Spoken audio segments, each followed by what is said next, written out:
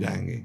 शरीर एक रथ है, बुद्धि इस रथ को चलाने वाला सारथी है, बैठने वाला जीवात्मा है, मन लगाम है, इंद्रियां घोड़े हैं, विचरने की जगह विषय भोग है।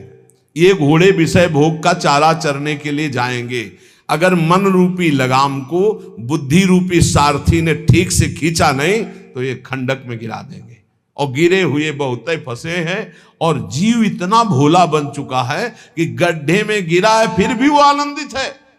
वो उसी को सुख समझ रहा है, दुख को ही सुख समझकर। यही तो भगवान की विचित्र माया है। जिसे तुम सुख समझते हो वो सुख की छाया है, समझ पड़ती नहीं ये गिरधर की माया है। भयानक दुख के अंतर में वो डूबा हुआ भयानक परिणामों को प्राप्त होगा, लेकिन उसमें सुख का अनुभव कर रहा है। त्यक्त संगो जित क्रोधो लघ्वाहारो, तो अपने आप जितेंद्रिया हो जाएंगे। देख लेना, घृणा हो जाएगी यार, घृणा। कौन सा ऐसा सुख है जो घृणा के योग्य ना हो? लौकिक बढ़िया से बढ़िया पदार्थ खाओ, तत्काल हम उसे वापस उलटते हैं, देखने लायक नहीं रह जाएगा। चिकनी चमड़ी केवल देखकर फंस रहे हैं, कुछ नहीं, पूरा जीवन बर्बाद हो जाता है। धर्म के लिए तो सेवन करने के लिए ठीक है, बकाया भगवत प्राप्ति के लिए जितेंद्रिया चलो, ठीक से चलो। पिधाय बुद्ध्या द्वाराणि मनो ध्याने निवेशयेत्, शून्ये स्वेवावकाके गुहासुचो वनेसुचो, नित्य युक्ता सदा योगी ध्यानम सम्यग उपक्रमेत। श्री दत्तात्रेय जी महाराज कह रहे हैं, बुद्धि को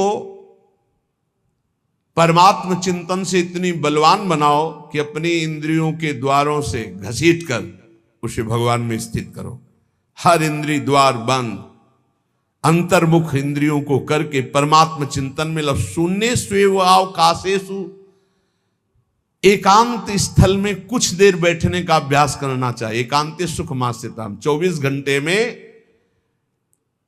48 मिनट का तो रख ही लो शांत एकांत। अपने कमरे में शयन के समय आधा पौन घंटा अगर आप निकाल पावे, बड़ा आनंद आएगा। 24 घंटे आप सेवा दिनचर्या में लगे, आधा घंटे निकाल लो या 48 मिनट शांत बैठ जाओ। बिल्कुल कोई माला नहीं, कोई क्रिया नहीं, बिल्कुल आप इस बात को देखना करके शांत बैठो। पहले बैठ जाओ। अब देखो आपका मन कहां है, तत्काल देखिए। जो ही शांत बैठे, अब है कहां? जो सामने रूप आ रहा है, चाहे वो वस्तु हो, व्यक्ति हो, स्थान हो, उसमें तुम्हारी ममता है, उससे तुम्हारा संबंध है। वस्तु, व्यक्ति, स्थान, प्रभु आ रहे हैं कि संसार का कोई वस्तु, व्यक्ति, स्थान आ रहा है? यदि कोई संसार का वस्तु, व्यक्ति, स्थान आ रहा है तो तत्काल उसमें भगवत भावना करो, या वहां से हटा के तत्काल अपने गुरु मंत्र में लगाओ। शांत एकदम बैठो। अब उस समय जांच करो कितनी बार किसका रूप आया। प्रभु का कितनी बार आया, संसार, और जिसका जितनी बार आए उससे अधिक नंबर देखिए कि 5 बार तो उस पुरुष का आया, 5 बार उस स्त्री का आया, और एको बार प्रियाजू का नहीं आया। इसका मतलब अभी प्रियाजू में हमारा मन नहीं लगा, अभी यहां स्त्री पुरुष में, वस्तु में, व्यक्ति में, स्थान में लगा। जांच करो और हृदय में पश्चाताप करो। धिक्कार है, इतना समय हो गया, एक बार भी प्रियालाल का रूप नहीं आया। यही सांसारिक रूप आ रहे हैं, ये सांसारिक वस्तुएं आ रही। धिक्कार है हमारे मन को, धिक्कार है हमारे जीवन को। ये हम आपको आंतरिक बात कह रहे हैं। पूज्य भाई जी महाराज, जिस समय मन को धिक्कार दिया जाता है, जलन होती है, जब जलन होती है तो निर्मल होता है, निर्मल होता है, निष्पाप होता है, मल भस्म होता है। जो ताप अंदर मन में होता है प्रायश्चित का, उससे। अब बार बार सामने आपको जो गुरु मंत्र मिला है उसको लिखिए।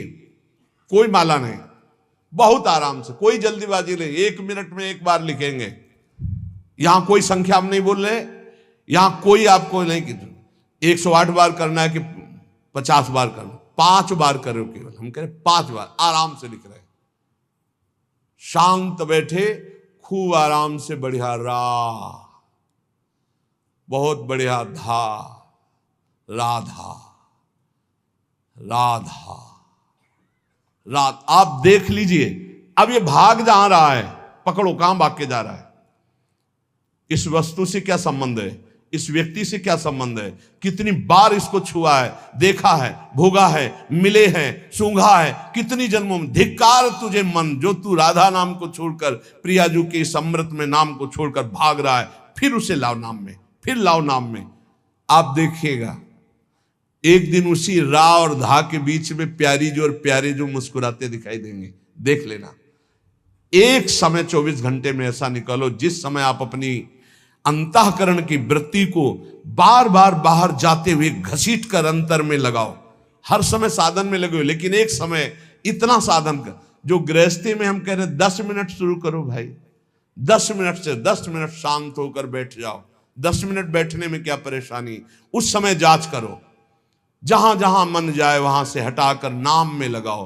बार बार सुंदर स्वर्णिम अक्षरों से नाम लिख रहे, रंग बिरंगे अक्षरों से, रा और रंग से, बड़ी आ की मात्रा और रंग से, धा और रंग से, बड़ी आ की मात्रा और रंग से, ऊपर के ऐसे खेलो, मन को खिलाओ, राधा नाम में खिलाओ, डुबाओ इसमें। आप देख लेना, हमारी बात को समझ लो। केवल ये वो बात कह रहे हैं जो आपको प्रियाजू के रूप के ध्यान में डुबो देगी। यही राधा नाम रूप प्रकाशित करेगा। तेरो रूप कहत नहीं आवे, श्री हरिवंश कछुक जस गावे, वो रूप ये प्रकाशित कर देगा। तो कहना शून्य स्वेवाव काशेषु, एकांत स्थान में जहां आपको विक्षेप न पड़े। ऐसी वृत्ति के समय अगर आपको कोई शोरगुल सुनाई दे रहा हो, आपका अभ्यास दृढ़ नहीं, तो एक रुई को ऐसे कपड़े में करके, महीन कपड़े में 2 बना लो, ऐसे लगा लो, कान में लगा लो, आवाजें नहीं जाएगी। अब ध्यान करो, देखो साधन की प्रणाली। और जब अपने साधन की बात होती है ना, तो आप हजारों अलग अलग आवाज करो तो हमें बस इतना समझ में आएगा कि चिड़िया चहचहा रहे हैं, आवाजें निकल रही, बस हमारे लक्ष्य में कोई अंतर नहीं पड़ने वाला। और अगर डूबना हो गया तो आवाज भी खत्म, श्रवणेंद्रिय होते हुए भी शोरगुल नहीं सुनाई देगा। पर प्रारंभिक दशा में ऐसा चाहिए। अगर आपको बार बार विक्षेप हो रहा हो, विक्षेप तो इतना कि घड़ी का टक टक भी बर्दाश्त नहीं होता, मन है ध्यान में बैठे ना, वो पहली बार एक खिड़की खुला है, खिड़की खुला है, खिड़की, अब उठो, पहले खिड़की बंद करके आओ। ये इसको बैठते ही देख लो कि कोई ऐसा प्रश्न तो नहीं कर रहा कि अमुक कोई बात हो, उसको निपटा दो पहले। हम सबसे पहला काम करते थे, अगर राधा वल्लभ जी के दर्शन करने जाने हो, हमें इत्र खरीदना, तो सबसे पहला काम हम इत्र खरीदेंगे। क्यों? ये दर्शन नहीं करने देंगे, इत्र खरीदना है। बार बार कहेगा इत्र हमें दर्शन में नहीं डूबने देगा, तो पहले हम वो काम सब कर लेते थे जो राधा वल्लभ जी के दर्शन के बाद कर रहे हैं। अब दर्शन में तो केवल दर्शन। ऐसे ही जब हम ये जो 20 मिनट, 30 मिनट, 40 मिनट समय की बात करें, इसमें जब आपको समय देना हो तो कृपया मन के लिए कोई काम मत छोड़ना, वो बिल्कुल फुर्सत वाला। इसलिए हम कह रहे हैं सोने जाने के समय कि अब हम शयन करने जा रहे हैं, उस समय आप समय दीजिए। और अगर ये पहले ही बार में कह दे कि अमुक अमुक अमुक, तो तुरंत सुधार दीजिए, नहीं पूरे ध्यान में वही चलाएगा। वो बहुत बहुत ही विघ्नकारी रहता है जब तक निर्मल नहीं हो जाता। और जिस समय नाम पकड़ने लगता है, ऐसा आनंद आता है कि केवल रोने का मन करता है। आप इसको करिएगा जरूर, एकांत स्थल पे करिएगा। और जब ये करने विघ्न करे तो कान में श्रवण होता रहता है शोरगुल। तो ये हमने किया है प्रारंभ में, रुई में ऐसे, और एक महीन कपड़ा का बना के ऊपर कपड़ा से ऐसे, और ऐसे खूब ठास के भर ले, अब आवाजें ले जाएगी, अब अंदर राधा राधा राधा, आनंद आएगा। ये प्रारंभिक है, ये आगे चल के इनकी जरूरत नहीं पड़ती अंतर्मुख होने पर। तो एकांत स्थल में जब इस तरह से साधना की जाती है तो उपासक का चित्त भगवदाकार होने लगता है। कह रहे हैं वही सच्चा सन्यासी है। वाग्दंड कर्मदंडश्च मनोदंडश्च ते त्रयः, यस्यैते नियता दंडा सत्यदंडी महायति। श्री दत्तात्रेय जी महाराज कह रहे हैं वाग्दंड, जिसने वाणी को वाग्दंड मौन में स्थित कर दिया।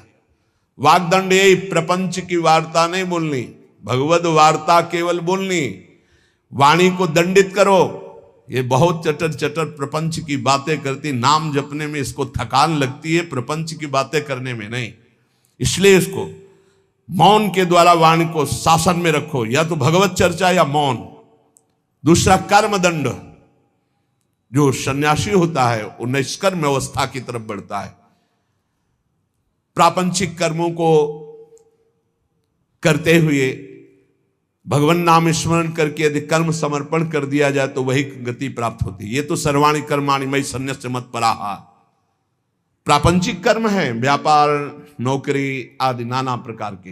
लेकिन इन कर्मों को भगवत स्मरण करते हुए किया जाए, भगवत समर्पित कर दिया तो वही गति प्राप्त होती है जो निष्कर्म अवस्था को प्राप्त सन्यासी की होती है।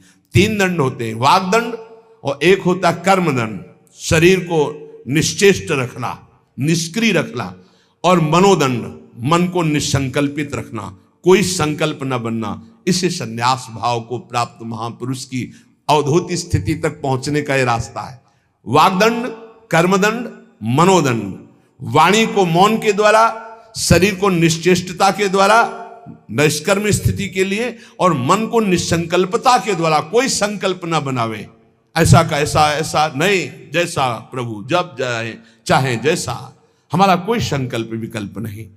वाणी से भगवत चर्चा, शरीर से भागवतिक कर्म, नहीं तो सांसारिक विरत बहुकर्मा, निरत निरंतर सज्जन धर्मा।